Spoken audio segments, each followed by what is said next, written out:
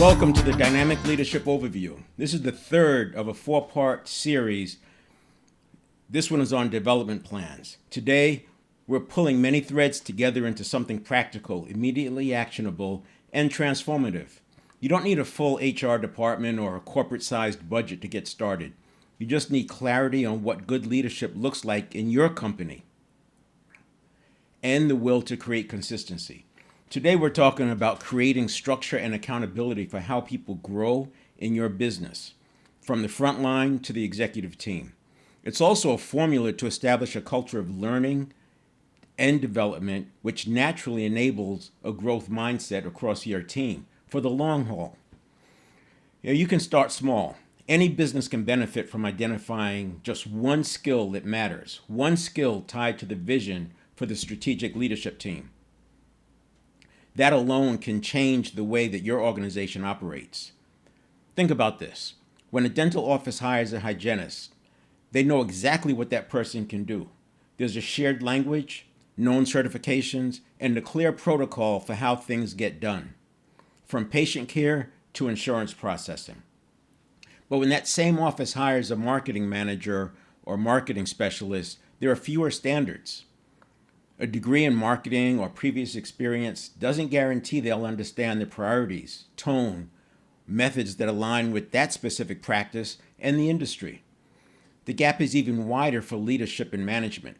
Many leaders are promoted because they've gotten results in the past, not necessarily because they mastered leadership. Over time, they rely on models they picked up from past bosses, school, or pure instinct. The good ones adapt, but left unchecked, this can lead to a mixed metaphor of leadership styles in your company. Family, political, military, populist, and more. And it's just not about inconsistent results. It can lead to friction as people perceive unfair treatment. That left unchecked can lead to what's called a toxic environment. Here's the distinction that matters. Skills in trades and clinical professions often follow structured development protocols. But in business, especially in soft skills and leadership, it's easy to rely too heavily on informal learning and assumptions. In dynamic leadership, we advocate development plans that bring science and structure into that gray area so we can develop consistent performance expectations across the organization. And we're not just closing performance gaps. We're defining standards of excellence that align with your company's strategy and desired culture. That's a powerful shift. There are two types of development plans that you need in your toolkit. Gap-based development plans, this is more traditional, is used to correct or improve specific deficiencies. These are focused, results-oriented, and often time-sensitive.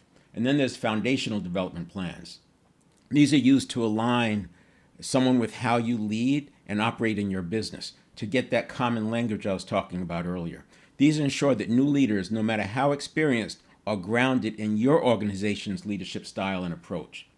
Whether it's feedback, project cadence, cultural values, whatever it is, you know that there's alignment with your leadership team. Gone are the days where the charismatic leader can simply rely on people figuring out how he or she wants to operate or what he or she expects. Even when talking about experienced people entering your organization, a newly hired operations manager might already know how to run a floor. But if you use a framework like multipliers to guide leadership expectations or apply a 5-step problem-solving model as standard practice, they need to learn your playbook. Otherwise, it's like a new addition to a sports team trying to run the plays from the last team. Once we treat leadership development with the same respect and clarity we give to operational training, we dramatically improve consistency, accountability, and long-term growth. I'll provide universal templates that you can use to get started. We'll also explore how proficiency is assessed using pass-fail scoring, numerical scoring, a tiered expertise level approach. There's different methods to support fair evaluation, targeted coaching, and role readiness. Now, even better, you don't need to wait to implement a plan. You can start small with a single skill like how your leaders assign tasks or facilitate team meetings. Or go even simpler. A simple framework, for example, a basic XY axis, like results versus methods, growth versus profitability, and putting that on a 2-axis grid, it allows you to have a different kind of discussion than just talking about either one of those in a vacuum. So it can be a teaching tool as well as a development benchmark, and this can be done in less than a half hour. You introduce the framework, have a discussion about a real world problem, something simple so you can push on it, something that's not urgent or impactful, so you can push on it, make some distinctions, get a common language, and then apply it to something real time. You can do all that in less than a half hour. Do that with each of your leadership team members and then have them do it with their staff. And in 2 weeks, everybody will be operating on that same thing. Go a little step further. Add in a problem-solving model, a 5-step problem-solving model. There's different variations. There's even a 6-step model, which I like, which includes reflect and adjust as the 6th step. But that's also sometimes included in the 5th step. In the 5th step with implement, test, and adjust.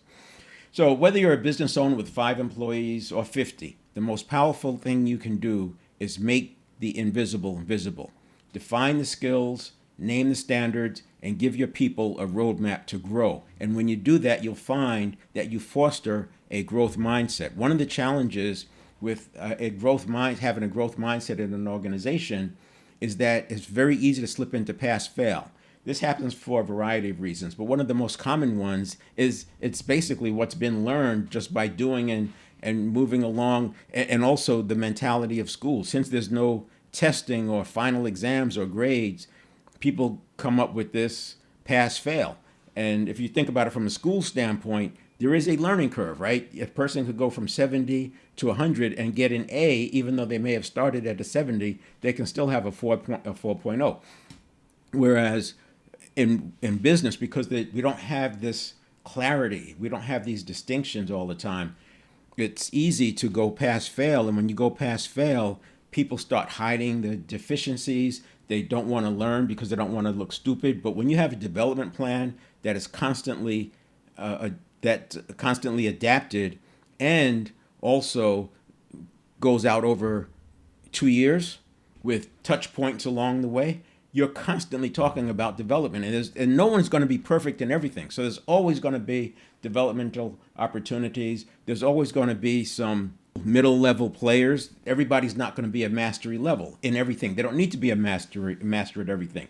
But your trainer is going to have a certain level of expertise. A project leader is going to have a different level of expertise than somebody who's on the leadership team, but on the operations side. So that gives you an idea. But in practice, what you'll find is that having a shared language goes a long way. Using shared frameworks goes a long way. And these things become natural. They become part of the fabric. And the reason why I'm staying on this point about the growth mindset is that by continuing to use the same process, people are adapting and you're building on it. And if you go back to last week when I talked about developmental language, you're building habits with your processes, so you're not always training. You're not always dealing with new stuff. It's literally building and building and building. And because it's all coming out of the vision, it's aligned with where you're going long term. So I'll get off the soapbox and let's start taking a look at some examples. And I'll start with the matrix because it's simple and it's one that I found very, very useful. So there's one of the pet peeves I have with a lot of the business communication is that there's so much focus on growth, and it's at all costs. And it takes on a life of its own because what you have is sometimes salespeople who are selling to the industry, they're so focused on revenue and they forget that only about 5 to 10% of that revenue actually goes through to the profit. And if it doesn't serve their need, obviously, if they're selling you something, they're going to be talking about revenue. But you have to remember as the owner that you're paying for these things out of what amounts to profit, not out of revenue. It may come off the revenue, but it's impacting your profit. And until you're getting a return on it, so what I would say is you have gating and you have sort of a way to test to see if things are going well and give it 3 months. I know one person likes to talk about every process is on trial for its life. That was his way of looking at it. And then this, with the VUCA environment, volatility, uncertainty, complexity, and ambiguity, it's only getting to be more and more and more. I mean, offers is showing up at hyper speed now because artificial intelligence can build apps and offers and create new landing pages, and this is happening at hyper speed. So there's always something new coming in, and you can feel it. You can feel the amount of competition that's out there, marketing to businesses. So we don't want to just focus on growth. We want to focus on profitable growth. And the way to do that is you don't think about growth one day and profit the next day. You look at things in the context of growth and profit. And you can, if it's down here, you might say, well, you know what, this is a non-starter. It's a good way to say this is not going to work for us. And, if you can get something that's up here, that's where we want to be.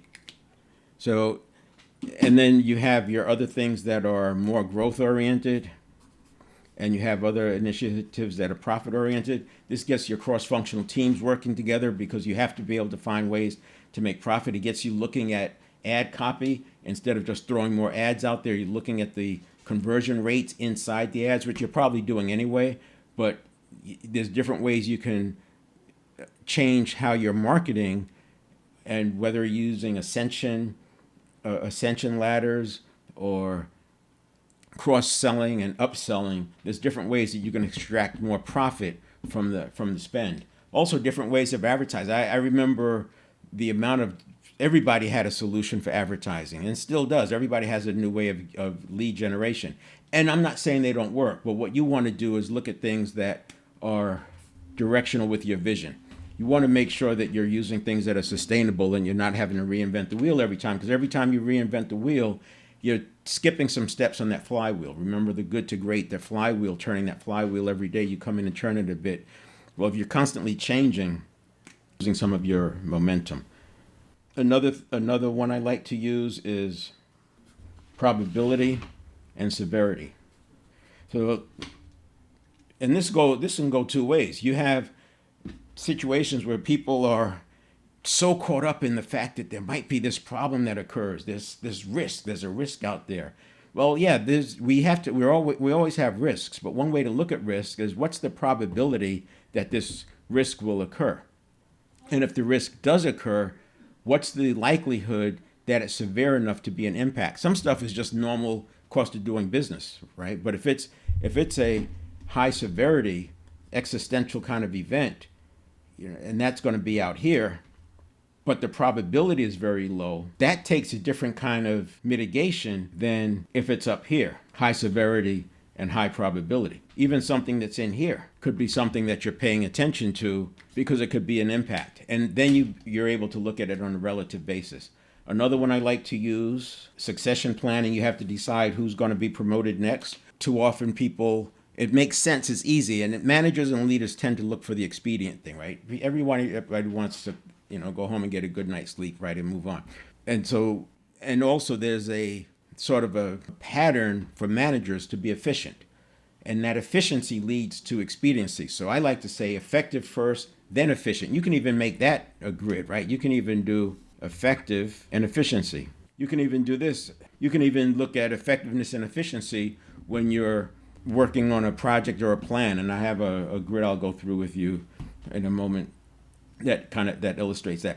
And then the one I was talking about was succession planning. So this could be project related.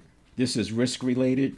And then this one is succession planning. So in succession planning, we have results and we have methods.